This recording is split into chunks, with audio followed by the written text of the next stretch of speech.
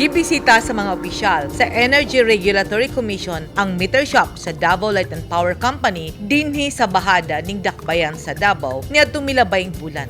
Mismong si ARC Chairperson Mona Lisa Di Malanta ang nanguna sa team. Tumong sa pagbisita ang paghiusa sa tanang meter shop sa nasud ug ang pagtanaw sa pasilidad sa Davao Light ingon man ang iyang distribution facilities. Gipasigarbo ni Davao Light and Power Company President and Chief Operating Officer Roger Velasco nga sobra na sa 50% sa ilang mga metrohan ang digital ug ilan nang gihinahinay og kambyo ang daang mga metro aron untop ug insakto ang pagbasa sa konsumo sa mga konsumidor sa kuryente nga nakakonekta sa Davao Light and Power Company ug labaw sa tanan, mas dali kining imintina. Gibisita usab ni ARC Chairperson Di Malanta ug ni Commissioner Marco Fuentes ang Systems Operations Department sa Davao Light and Power Company ug didto ilang nakita ang sistema sa pagpang-apod-apod sa Davao Light sa ilang kuryente sa ilang mga konsumidor. Ang Davao Light and Power Company nagpabilin nga pinakadakong distributor sa kuryente sa Davao Region ug padayon kining gisaligan sa katauhan sa ilang supply sa kuryente.